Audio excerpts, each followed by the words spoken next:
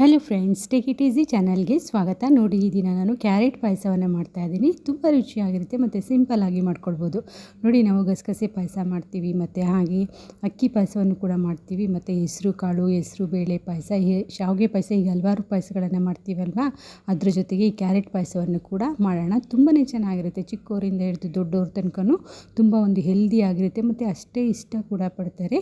ಮಕ್ಕಳಿಗೆ ಅವಾಗವಾಗ ಮಾಡಿಕೊಡೋದ್ರಿಂದ ತುಂಬ ಹೆಲ್ದಿಯಾಗಿ ಕೂಡ ಇರುತ್ತೆ. ಬನ್ನಿ ಹೇಗೆ ಮಾಡೋದು ಅಂತ ನೋಡೋಣ. ನೋಡಿ, ಇಲ್ಲಿ 2 ಮೀಡಿಯಮ್ ಸೈಜ್ ಕ್ಯಾರೆಟನ್ನು ಸಿಪ್ಪೆಯನ್ನು ತೆಗೆದು ಚೆನ್ನಾಗಿ ತೊಳೆದು ತೊಗೊಂಡಿದ್ದೀನಿ. ಈಗ ಇದನ್ನು ಸಣ್ಣದಾಗಿ ಕಟ್ ಮಾಡ್ಕೊಳ್ತಾ ಇದ್ದೀನಿ.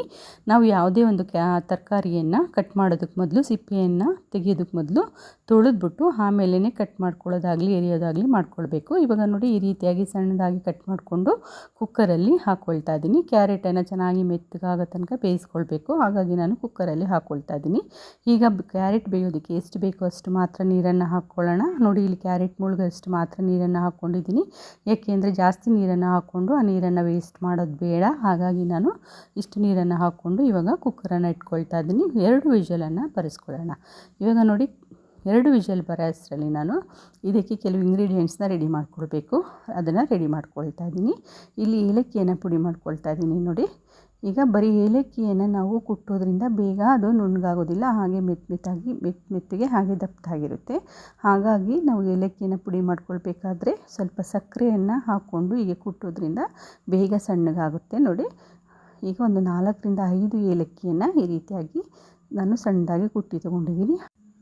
ಹಾಗೆ ಇವಾಗ ಬಾದಾಮ್ ಮತ್ತು ಗೋಡಂಬಿಯನ್ನು ಸಹ ನಾನು ಕುಟ್ಟಿ ಪುಡಿ ಮಾಡ್ಕೊಳ್ತಾ ಇದ್ದೀನಿ. ನೋಡಿ, ನಾವು ಮಿಕ್ಸರಲ್ಲೂ ಕೂಡ ಪುಡಿ ಮಾಡ್ಕೊಳ್ಬೋದು, ಆದರೆ ಅದರಲ್ಲಿ ಜಾಸ್ತಿ ನಮಗೆ ಸಣ್ಣಗೆ ಬೇಡ. ಹಾಗಾಗಿ ನಾನು ಕಲ್ಲಲ್ಲಿ ಕುಟ್ಕೊಳ್ತಾ ಇದ್ದೀನಿ. ಈ ರೀತಿಯಾಗಿ ದಪ್ಪವಾಗಿರಬೇಕು, ಅದರಿಂದ ನಾನು ಕುಟ್ಟಿ ತೊಗೊಂಡಿದ್ದೀನಿ. ಈಗ ಒಂದು ಪ್ಯಾನ್ನಲ್ಲಿ ನೋಡಿ 1 ಸ್ಪೂನಷ್ಟು ಅಕ್ಕಿಯನ್ನು ಹಾಕ್ಕೊಳ್ತಾ ಇದ್ದೀನಿ. ಹಾಗೆ ಒಂದು 2 ಸ್ಪೂನ್ ಗಸಗಸೆಯನ್ನು ಹಾಕ್ಕೊಳ್ಳೋಣ. ನೋಡಿ, ಇವಾಗ ಅಕ್ಕಿ ಮತ್ತು ಗಸಗಸೆಯನ್ನು ಹಾಕ್ಕೊಂಡು ಚೆನ್ನಾಗಿ ಹುರ್ಕೊಳ್ಬೇಕು. ಚೆನ್ನಾಗಿ ಒಂದು ಘಮ ಬರಬೇಕು. ಆ ರೀತಿಯಾಗಿ ಹುರ್ಕೊಳ್ಳೋಣ. ನಮಗೆ ಎಷ್ಟು ಬೇಕೋ ಅಷ್ಟು ಕ್ವಾಂಟಿಟಿಯನ್ನು ನೋಡಿಕೊಂಡು ಕ್ಯಾರೆಟ್ ಮತ್ತು ಗಸಗಸೆ ಅಕ್ಕಿ ಎಲ್ಲವನ್ನು ನಾವು ಇನ್ನೂ ಜಾಸ್ತಿ ಬೇಕಂದರೆ ಜಾಸ್ತಿಯಾಗಿ ಹಾಕ್ಕೊಂಡು ಮಾಡ್ಕೊಳ್ಬೋದು. ನಿಮಗೆ ಇಲ್ಲಿ ಒಂದು 3 ಕ್ಯಾರೆಟ್ ಅಥವಾ 4 ಕ್ಯಾರೆಟು, ಹಾಗೆ ಒಂದು 3 ರಿಂದ 4 ಸ್ಪೂನ್ ಗಸಗಸೆ, 2 ರಿಂದ 3 ಸ್ಪೂನ್ ಅಕ್ಕಿಗೆ ಹೆಚ್ಚಿಗೆ ಮಾಡಿಕೊಂಡು ನಮಗೆ ಜಾಸ್ತಿ ಬೇಕಂದರೆ ಮಾಡ್ಕೊಳ್ಬೋದು. ನೋಡಿ, ಇವಾಗ ನಾನು ಈ ರೀತಿಯಾಗಿ ಹುರ್ಕೊಂಡಿದ್ದೀನಿ ಮತ್ತು ಘಮ ಬರ್ತಾ ಇದೆ. ಈಗ ಇದನ್ನು ಪುಡಿ ಮಾಡ್ಕೊಳ್ಬೇಕು. ಹಾಗಾಗಿ ನಾನು ಮಿಕ್ಸರ್ ಜಾರ್ನಲ್ಲಿ ಹಾಕ್ಕೊಳ್ತಾ ಇದ್ದೀನಿ. ಈಗ ಮಿಕ್ಸರ್ ಜಾರ್ನಲ್ಲಿ ಹಾಕ್ಕೊಂಡು ನೀರು ಹಾಕ್ಕೊಳ್ಳೋದು ಬೇಡ, ಹಾಗೆಯೇ ಪುಡಿ ಮಾಡ್ಕೊಳ್ಳೋಣ. ನೀರು ಹಾಕೋದ್ರಿಂದ ಗಸಗಸೆ ಎಲ್ಲ ಚೆನ್ನಾಗಿ ಪುಡಿ ಆಗೋದಿಲ್ಲ. ಹಾಗಾಗಿ ನಾನು ಹಾಗೆಯೇ ಈಗ ನೋಡಿ ಪುಡಿ ಮಾಡ್ಕೊಂಡಿದ್ದೀನಿ. ಇವಾಗ ನೋಡ್ತಾ ಇರ್ಬೋದು ಎಷ್ಟು ಚೆನ್ನಾಗಿ ಗಸಗಸೆ ಕೂಡ ಚೆನ್ನಾಗಿ ಎಲ್ಲ ಈಗ ಚೆನ್ನಾಗಿ ಪುಡಿ ಆಗಿದೆ. ಈಗ ಇದ್ರ ಜೊತೆಗೆ ನಾನು ಒಣಕೊಬ್ಬರಿಯನ್ನು ಹಾಕ್ಕೊಳ್ತಾ ಇದ್ದೀನಿ. ಒಂದು ಅರ್ಧ ಒಣಕೊಬ್ಬರಿಯನ್ನು ಈ ರೀತಿಯಾಗಿ ದಪ್ಪವಾಗಿ ಹೆಚ್ಚಿ ಹಾಕ್ಕೊಂಡು ಇದನ್ನು ಸಹ ಹಾಗೆಯೇ ಗ್ರೈಂಡ್ ಮಾಡ್ಕೊಳ್ತಾ ಇದ್ದೀನಿ. ನೀರನ್ನು ಹಾಕ್ಕೊಳ್ದೇ ಹಾಗೆ ಗ್ರೈಂಡ್ ಮಾಡ್ಕೊಂಡಿದ್ದೀನಿ. ನೋಡಿ, ಇದು ಕೂಡ ಚೆನ್ನಾಗಿ ನುಣ್ಣಗಾಗಿದೆ. ಇಲ್ಲಿ ನಾನು ಗ್ರೈಂಡ್ ಮಾಡ್ಕೊಳ್ಳೋದಕ್ಕೆ ಕೊಬ್ಬರಿಯನ್ನು ದಪ್ಪವಾಗಿ ಹೆಚ್ಚಿ ಹಾಕ್ಕೊಂಡಿದ್ದೆ. ಹಾಗಾಗಿ ನಾನು ನೀರನ್ನು ಹಾಕ್ಕೊಳ್ದೇ ಹಾಗೆಯೇ ಗ್ರೈಂಡ್ ಮಾಡ್ಕೊಂಡಿದ್ದೀನಿ. ನೀವು ಕೊಬ್ಬರಿಯನ್ನು ತುರಿದ್ಬಿಟ್ಟು ಹಾಕ್ಕೊಳ್ಳೋದಾದರೆ ನೀರನ್ನು ಹಾಕ್ಕೊಂಡು ಗ್ರೈಂಡ್ ಮಾಡ್ಕೊಳ್ಬೋದು. ಹಾಗೆ ಇಲ್ಲಿ ನಾನು 3/4 ಲೀಟ್ರಷ್ಟು ಹಾಲನ್ನು ತೊಗೊಂಡಿದ್ದೀನಿ. ಚೆನ್ನಾಗಿ ಕುದಿಸಿರುವಂಥ ಹಾಲನ್ನು ಹಾಕ್ಕೊಳ್ತಾ ಇದ್ದೀನಿ. ನಾವು ಇದರಲ್ಲಿ ಪಾಯಸವನ್ನು ಮಾಡ್ಕೊಳ್ಳೋದಕ್ಕೆ ಬೇರೆ ಇಂಗ್ರೀಡಿಯೆಂಟ್ಸ್ನ ಹಾಕಬೇಕಾದ್ರೆ ಹಾಲನ್ನು ಚೆನ್ನಾಗಿ ಕುದಿಸಿರೋ ಹಾಲಲ್ಲೇ ಹಾಕಬೇಕಾಗುತ್ತೆ. ಹಸಿ ಹಾಲಲ್ಲಿ ನಾವು ಹಾಕ್ಬಿಟ್ರೆ ಹಾಲೆಲ್ಲ ಒಡೆದೋಗ್ಬಿಡುತ್ತೆ. ಹಾಗಾಗಿ ನಾನು ಹಾಲನ್ನು ಚೆನ್ನಾಗಿ ಕಾಯಿಸಿ ತೊಗೊಂಡಿದ್ದೀನಿ. ಹಾಗೆ ರುಚಿಗೆ ತಕ್ಕಷ್ಟು ಸಕ್ಕರೆಯನ್ನು ಹಾಕ್ಕೊಳ್ತಾ ಇದ್ದೀನಿ. ನೋಡಿ, ನಿಮಗೆ ಎಷ್ಟು ಬೇಕೋ ಅಷ್ಟು ರುಚಿಗೆ ಸಕ್ಕರೆಯನ್ನಾದರೂ ಹಾಕ್ಕೊಳ್ಬೋದು. ಹಾಗೆ ಬೆಲ್ಲ ಬೇಕಂದರೆ ಬೆಲ್ಲ ಕೂಡ ಹಾಕ್ಕೊಳ್ಬೋದು. ಹಾಗೆ ಇಲ್ಲಿ ಕುಟ್ಟಿ ಪುಡಿ ಮಾಡ್ಕೊಂಡಿದ್ದಂತಹ ಏಲಕ್ಕಿ ಪುಡಿಯನ್ನು ಹಾಕ್ಕೊಂಡು ಮಿಕ್ಸ್ ಮಾಡ್ಕೊಳ್ತಾ ಇದ್ದೀನಿ. ಹಾಗೆ ನೋಡಿ, ಕ್ಯಾರೆಟ್ ಕೂಡ ಚೆನ್ನಾಗಿ ಬೆಂದಿದೆ. ಈಗ ಇದನ್ನು ತಣ್ಣಗಾಗೋದಕ್ಕೆ ಇಟ್ಕೊಳ್ತಾ ಇದ್ದೀನಿ.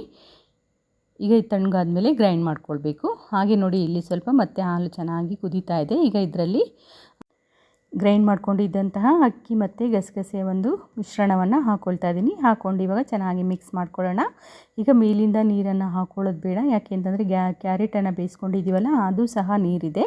ಹಾಗಾಗಿ ನಾನು ಇದೇ ಹಾಲನ್ನು ಮಿಕ್ಸರ್ ಜಾರ್ನಲ್ಲಿ ಹಾಕ್ಕೊಂಡು ಚೆನ್ನಾಗಿ ಉಳಿದಿರುವಂತಹ ಎಲ್ಲ ಮಿಶ್ರಣವನ್ನು ತಗೊಳ್ತಾ ಇದ್ದೀನಿ. ಹೀಗೆ ಹಾಕ್ಕೊಂಡು ಚೆನ್ನಾಗಿ ಮಿಕ್ಸ್ ಮಾಡ್ಕೊಳ್ಳೋಣ. ಗಸಗಸೆ ಒಂದು ಘಮ ತುಂಬ ಚೆನ್ನಾಗಿ ಬರ್ತಾ ಇದೆ. ನೋಡಿ, ಮಕ್ಕಳಿಗೆಲ್ಲ ವಾರದಲ್ಲಿ 1-2 ಸರಿನಾರು ಈ ರೀತಿಯಾಗಿ ಮಾಡಿಕೊಡೋದ್ರಿಂದ ತುಂಬ ಹೆಲ್ದಿಯಾಗಿರುತ್ತೆ. ನಾವು ದಿನ ಮಕ್ಕಳಿಗೆಲ್ಲ ಹಾಲು ಕೊಡ್ತೀವಲ್ವ, ಅದೇ ಹಾಲನ್ನು ಉಪಯೋಗಿಸ್ಕೊಂಡು ಈ ರೀತಿಯಾಗಿ ಮಾಡಿಕೊಡೋದ್ರಿಂದ ರುಚಿಯಾಗಿ ಕೂಡ ಇರುತ್ತೆ, ತುಂಬ ಹೆಲ್ದಿಯಾಗಿ ಕೂಡ ಇರುತ್ತೆ. ಮಕ್ಕಳು ಕೂಡ ತುಂಬಾ ಇಷ್ಟಪಡ್ತಾರೆ. ಹಾಗೆ ನೋಡಿ ಇಲ್ಲಿ ಕ್ಯಾರೆಟ್ ಕೂಡ ತಣ್ಣಗಾಗಿದೆ. ಇದನ್ನು ಸಹ ನಾನಿವಾಗ ಗ್ರೈಂಡ್ ಮಾಡ್ಕೊಳ್ತಾ ಇದ್ದೀನಿ. ಕ್ಯಾರೆಟ್ ಚೆನ್ನಾಗಿ ಮೆತ್ತಗಾಗಿ ಬೆಂದಿದೆ. ಈಗ ಇದನ್ನು ಸಹ ನೀರು ಹಾಕ್ಕೊಳ್ದೇನೆ ಹಾಗೆ ಗ್ರೈಂಡ್ ಮಾಡ್ಕೊಳ್ಳೋಣ. ಈಗ ನೋಡಿ ಕ್ಯಾರೆಟನ್ನು ಈ ರೀತಿಯಾಗಿ ನಾನು ಸಣ್ಣದಾಗಿ ಗ್ರೈಂಡ್ ಮಾಡ್ಕೊಂಡಿದ್ದೀನಿ. ಹೀಗೆ ಸಣ್ಣದಾಗಿ ಗ್ರೈಂಡ್ ಮಾಡ್ಕೊಳ್ಬೇಕು. ಈಗ ಇದನ್ನು ನಾವು ಕುದಿಸ್ಕೊಂಡಿರುವಂಥ ಹಾಲಲ್ಲಿ ಮಿಕ್ಸ್ ಮಾಡ್ಕೊಳ್ಳೋಣ. ಈಗ ಮಿಕ್ಸ್ ಮಾಡಿಕೊಂಡು ಇದನ್ನು ಸಹ ಒಂದು 5 ನಿಮಿಷ ಚೆನ್ನಾಗಿ ಕುದಿಸ್ಕೊಳ್ಬೇಕು.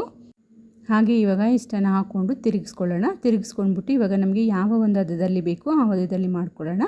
ಜಾಸ್ತಿ ತೆಳುವಾಗಿ ಇರಬಾರ್ದು, ಹಾಗೆ ತುಂಬ ಗಟ್ಟಿಯಾಗಿ ಇರಬಾರ್ದು. ಆದರೆ ಸ್ವಲ್ಪ ಗಟ್ಟಿ ಇದ್ದರೆ ನಡೆಯುತ್ತೆ. ಹಾಗೆ ತುಂಬ ತೆಳುವಾಗಿರಬಾರ್ದು. ತುಂಬ ತೆಳುವಾದರೆ ಅಷ್ಟು ರುಚಿಯಾಗಿರೋದಿಲ್ಲ. ನೋಡಿ ಇವಾಗ ಸ್ವಲ್ಪ ಗಟ್ಟಿಯಾಗಿದೆ ಅನ್ನಿಸ್ತಾ ಇದೆ. ಹಾಗಾಗಿ ನಾನು ಕ್ಯಾರೆಟ್ ಬೇಯಿಸಿರುವಂಥ ನೀರನ್ನು ಮಿಕ್ಸರ್ ಜಾರ್ನಲ್ಲಿ ಹಾಕ್ಕೊಂಡು ಇವಾಗ ಹಾಕ್ಕೊಳ್ತಾ ಇದ್ದೀನಿ. ನೋಡಿ ಎಷ್ಟು ಬೇಕೋ ಅಷ್ಟು ಸ್ವಲ್ಪ ನೋಡಿಕೊಂಡು ಹಾಕ್ಕೊಳ್ಳೋಣ. ಹೀಗೆ ಹಾಕ್ಕೊಂಡು ನೋಡಿ ತಿರುಗಿಸ್ಕೊಳ್ತಾ ಇದ್ದೀನಿ.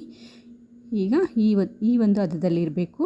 ನೋಡಿ ಜಾಸ್ತಿ ಗಟ್ಟಿಯಾಗಿಲ್ಲ, ಹಾಗೆ ತುಂಬ ತೆಳುವಾಗಿಲ್ಲ, ಈ ರೀತಿಯಾಗಿರಬೇಕು. ತುಂಬಾ ರುಚಿಯಾಗಿರುತ್ತೆ. ಹಾಗೆ ಈಗ ನಾನು ಇದರಲ್ಲಿ ಕುಟ್ಟಿ ಪುಡಿ ಮಾಡಿ ಇಟ್ಕೊಂಡಿದ್ದಂತಹ ಬಾದಾಮ್ ಮತ್ತು ಗೋಡಂಬಿಯನ್ನು ಈಗ ತುಪ್ಪದಲ್ಲಿ ಫ್ರೈ ಮಾಡಿ ಹಾಕ್ಕೊಳ್ತಾ ಇದ್ದೀನಿ.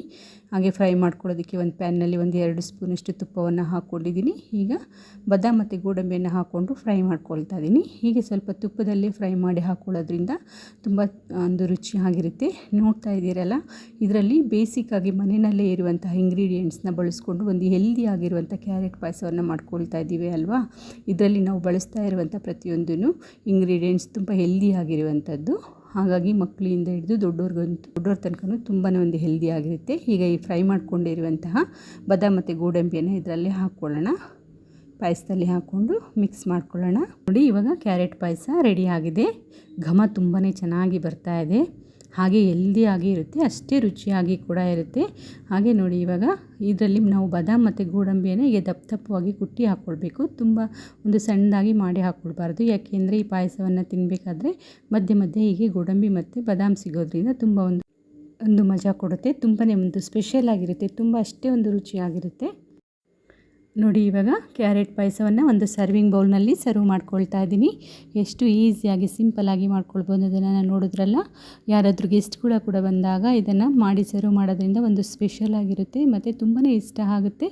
ಹಾಗೆ ಮನೆಯಲ್ಲಿ ಯಾವುದಾದ್ರು ಸಮಾರಂಭಗಳಲ್ಲೂ ಸಹ ಇದನ್ನು ಮಾಡ್ಕೊಳ್ಬೋದು. ಬರ್ತ್ಡೇ ಹಾಗೆ ಪೂಜೆ ಯಾವುದಾದ್ರು ಕಾರ್ಯಕ್ರಮಗಳಲ್ಲೂ ಸಹ ಇದನ್ನು ಮಾಡಿ ನಾವು ಸರ್ವ್ ಮಾಡ್ಬೋದು. ಡಿಫ್ರೆಂಟಾಗಿ ತುಂಬಾ ಒಂದು ಸ್ಪೆಷಲ್ ಆಗಿರುತ್ತೆ. ಹಾಗಾಗಿ ಈ ನನ್ನ ರೆಸಿಪಿ ನಿಮಗೆ ಇಷ್ಟ ಆದರೆ ಖಂಡಿತ ನೀವು ಕೂಡ ಟ್ರೈ ಮಾಡಿ. ತುಂಬಾ ಇಷ್ಟ ಆಗುತ್ತೆ. ಹೇಗಾಗಿತ್ತು ಅಂದ್ಬಿಟ್ಟು ನಿಮ್ಮ ಒಂದು ಅನಿಸಿಕೆ ಅಭಿಪ್ರಾಯಗಳನ್ನು ಕಮೆಂಟ್ ಮೂಲಕ ತಿಳಿಸಿ. ಹಾಗೆ ಒಂದು ಲೈಕ್ ಕೊಡಿ. ಚಾನಲನ್ನು ಸಬ್ಸ್ಕ್ರೈಬ್ ಮಾಡೋ ಮೂಲಕ ಸಪೋರ್ಟ್ ಮಾಡಿ. Thank you.